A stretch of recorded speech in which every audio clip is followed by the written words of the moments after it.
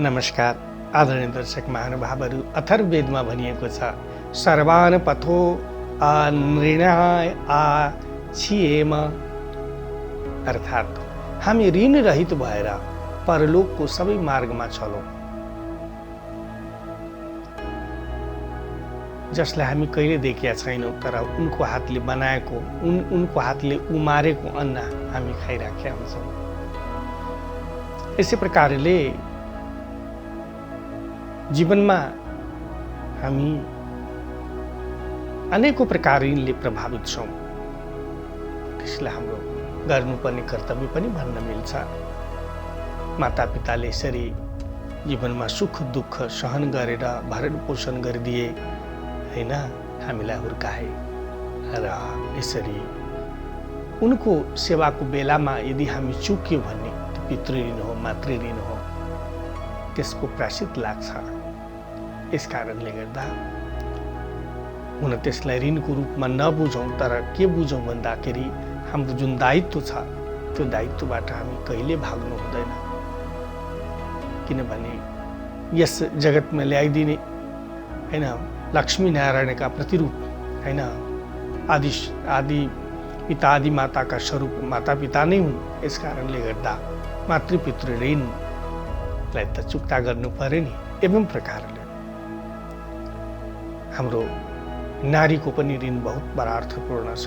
जस्तै वेदव्यासले सम्पूर्ण वेद उपनिषद्लाई रचना गरेर अन्तमा के लेखे भने कि हामी कहीँबाट आउँछौँ, मातापिता खडा छन् भन्ने पहिले मातालाई दर्शन गर्नु नै। किन? हाम्रो हजुरबाले पनि हजुरआमाको सहयोगले हाम्रा पितालाई जन्म दिएका हुन्। हाम्रा पिताका जुन प्रतिमूर्ति हुन् हैन, प्रतिमूर्ति हामी हुन्छौँ, त्यो हाम्रो आमाले धारण गरिदिएकी हुन्छन्। यसकारणले नारीको ऋण बडा महत्त्वपूर्ण ऋण छ। यसकारणले त स्वयं पहिले लक्ष्मी अनि नारायण, पहिले शिव पहिले उमा, त्यसपछि महेश्वर, पहिले मानी, त्यसपछि हिरण्यगर्भ स्मरण गरे, पहिले सजी, त्यसपछि पुरन्दरा। त निश्चित रूपमा हामीले यस कुरालाई कहिल्यै बिर्सिनु हुँदैन है। त नारीको ऋणलाई पनि चुक्ता गर्नुपर्छ अनि लक्ष्मी प्रसन्न हुन्छन्।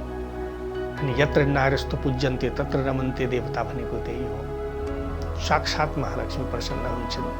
यसै प्रकारले दैव ऋण, गुरुको ऋण, यी कुराहरूलाई हामीले हाम्रो भावमा राख्नुपर्छ।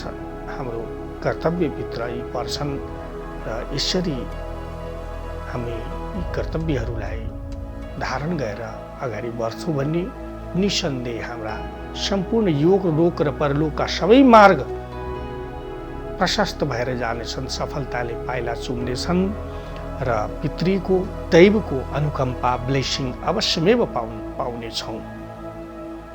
यस कल्याणकारी वचनसँगै कार्यक्रम भाग्य दर्पणमा सम्पूर्ण दर्शक महानुभावहरूलाई हार्दिक हार्दिक सुस्वागतम।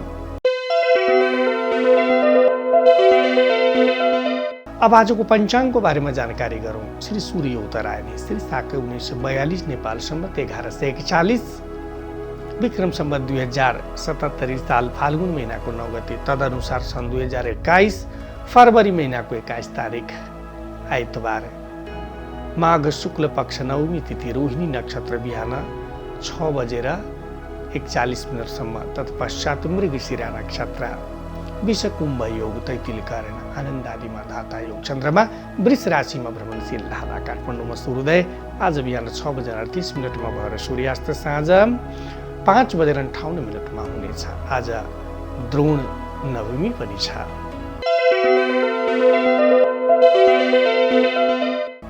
आजको राशिफल मेष राशि। ग्रह गोचर शुभ र सफलता कारक छ। सुख सम्पन्नता बढ्ला, धनी आसमान, आरोग्यता बढ्नेछ, भोज भतेरमा भाग लिनुहुनेछ, कुटुम्बको सहयोग समर्थन मिल्नेछ। यसै प्रकारले आर्थिक पक्ष बलियो बन्नेछ, आर्थिक वार्ता पनि बन्ने देखिन्छ, गौरव बढ्ला, मान पुरस्कार पाउनुहुनेछ, सुखी र सफल रहनुहुनेछ। वृष राशि। उन्नति होला, पदोन्नति हुनेछ, सुख समृद्धि ऐश्वर्य बढ्नेछ, दीर्घकालिक रोगबाट मुक्ति वाला उन्नति होला, पदोन्नति हुनेछ, मिठो भोजन पाउनुहुनेछ, हाँस विलासमा रुचि बढ्ला, ख्याति फैलिनेछ। मिथुन राशि चन्द्रमा तपाईँको राशिदेखि द्वादश घर खर्चको घरमा राहुसित भ्रमणशील रहला। आजको समय, आजको दिन बडा ध्यान राख्नुपर्ने देखिन्छ। कुनै महत्त्वपूर्ण वस्तु नहराओस् भनेर ध्यान राख्नु पर्ला। चोरी ठगी विश्वासघाती प्रति सचेत रहनु पर्ला। कार्यभन्दा हाँस विलास खेलकुद आदिमा बढी रुचि रहला। योजना र बजेट बनाई कार्य गर्नु बेस रहला। ठुल रकमको लगानीमा ध्यान राख्नु पर्ला, नत्र लगानी नफर्किने होला। अतः संयम र विवेकले नै कार्य गर्नु उचित रहला। कर्कट राशि समय लाभदायक र उन्नतिकारक छ। प्रयासरत कार्य बन्ला, धन बढ्नेछ, सुख समृद्धि ऐश्वर्य बढ्नेछ, आय स्रोत बढ्ला, रोकिएको धन उठ्ला, रोकिएको कार्य बन्नेछ, सुखी र सफल रहनुहुनेछ। सिंह राशि समय अनुकूल फलदायक छ। यस वर्चस्व बढ्ला, उन्नति होला, पदोन्नति हुनेछ, मन अनुकूलको कार्य बन्ला, दायित्वलाई पूरा गर्नुहुनेछ, सुख समृद्धि ऐश्वर्य बढ्नेछ, विजय श्री मिल्नेछ। कन्या राशि समय शुभ र भाग्यवर्धक छ। धर्म कर्ममा रुचि बढ्ला, खोज अनुसन्धान तन्त्र मन्त्र अध्यात्म आकर्षण बढ्ला, मान सम्मान बढ्नेछ, ख्याति फैलिनेछ, सुखी र सफल रहनुहुनेछ। तुला राशि समय मिश्रित फलदायक रहला, भागदौड व्यस्तता अस्थिरता रहला, कुनै प्रकारको शारीरिक आर्थिक जोखिममा पर्नु, नियम कानुनलाई तोड्नु, लोभ लालचमा पर्नु, अरूको भरमा बस्नु उचित हुने छैन। धैर्य संयम र विवेकले नै कार्य गर्नु बेस रहला। अग्नि भए, विस्फोटक भए, जल भए, विष भए, हिंसक प्राणी भए प्रति सचेत रहनुहोला। योजना र बजेट बनाई कार्य गर्नु बेस रहला। वृश्चिक राशि समय अनुकूल फलदायक छ। सुख समृद्धि ऐश्वर्य बढ्ला, उन्नति होला, पदोन्नति हुनेछ, मन अनुकूलको कार्य बन्ला, सुख समृद्धि बढ्नेछ, सम्पत्ति बढ्नेछ, मिठो भोजन पाउनुहुनेछ, ख्याति फैलिनेछ, सुखी र सफल रहनुहुनेछ। धनुराशि समय अनुकूल फलदायक रहला, आँट साहस पराक्रम बढ्ला, सुख समृद्धि ऐश्वर्य बढ्नेछ, ऋण रोग र शत्रुलाई जित्ने क्षमता बढ्ला, आफन्तको सहयोग समर्थन मिल्नेछ, पारिवारिक सुखको शान्ति बढ्नेछ, विजय श्री मिल्नेछ।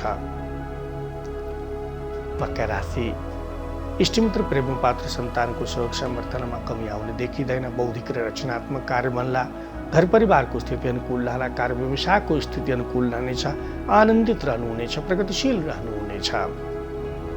कुम्भ राशि समय मिश्रित फलदायक रहला, भागदौड व्यस्तता स्थिरता रहला, अरूको भरमा बस्नु, विवादमा पर्नु, जोखिममा पर्नु, लापरवाही गर्नु उचित हुने छैन।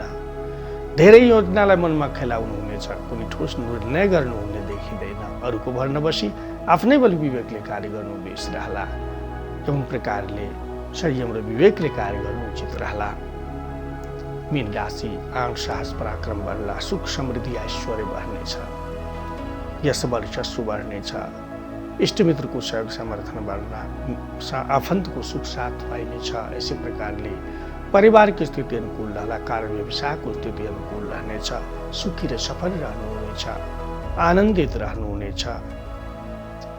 आदरणीय दर्शक महानुभावहरू, कुनै पनि प्रकारको जिज्ञासा अथवा समस्याको समाधान खोज्नको निमित्त हामीलाई अवश्यमेव सम्पर्क गर्नुहोला। हाम्रो ठेगाना यस प्रकार छ: thenepaltop@gmail.com, अर्को जगद्गुरु ज्योतिषाचार्य b@gmail.com।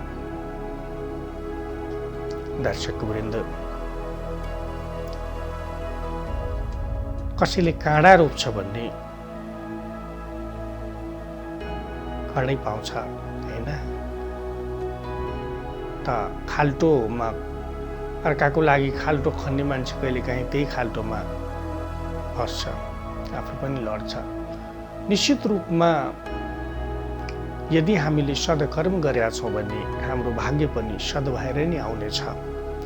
तर असद कर्म कसैले गर्छ भने उसको पनि भाग्य असद भएर आउँछ। कारण कि सदमा सब थोक छ, किनभने सद भनेकी लक्ष्मी हुन्, सद भनेकी सरस्वती हुन्, सद भनेकी महाकाली हुन्। अर्थात् सम्पूर्ण वैभव, सम्पूर्ण कल्याण, सम्पूर्ण शक्ति, सम्पूर्ण हरेक प्रकारको जुन सामर्थ्य छ त्यो सदमा छ। यस कारणले त एक थोप अमृत खायो भने एक टन विष खाए पनि पुग्यो। एउटा सानो टुक्कीले हजारौँ वर्षदेखि लाखौँ करोडौँ अर्बौँ वर्षदेखि अन्ध्यारो रहेको गुफालाई उज्यालो पारिदिन्छ। त यसरी जुन सदको प्रभाव नै अर्थपूर्ण छ र असदमा हमेसा अभाव हुन्छ, केही अर्थपूर्ण हुँदैन, सब निरर्थक हुन्छ। र असद भनेकै सम्पूर्ण दुःख पीडाको परिचायक हो हैन। त जुन शब्दरूपी जुन तप सत्व वेद सम्पूर्णता जुन सदताको छ, यसकारण त सत्य सनातन रूपी परमात्मा बनिन्छ। त्यसैमा सम्पूर्ण प्रकारको हैन कल्याण भएको हुँदा हामीले सदको मार्गलाई नै अवलम्बन गर्नुपर्छ। अन्ध्यारोमा के भेट्छ? केही भेट्दैन। तर बारक ध्रुवले जब अमृतमय प्रकाशमा हैन श्रीमान नारायणलाई देखे हैन क्षीरसागर अमृत रूपी सागरमा, त्यसपछि स्पष्ट के भइदियो भन्दाखेरिमा यसरी सदरूपी जुन अमृतमय प्रकाश छ त्यसमै सबै थोक देखिन्छ वास्तविकता। त्यही भनेको ब्रह्म ज्ञान हो। अनि त भगवानले बारम्बार तिमी गएर आफ्नो दायित्व पुरा गर्नुपर्छ मृत्युलोकमा ध्रुव जाओ भनेर भन्दाखेरि पनि प्रभु यो अमृतमय आनन्द, यो अमृतमय जुन प्रकाश छ त्यसलाई मैले छोड्न पाइरहेको छैन। कसरी सम्भव छ?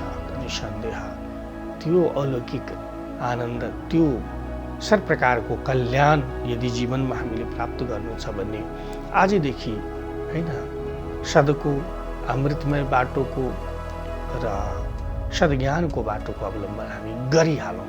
निसन्देह निरन्तर अगाडि बढ्नेछौँ।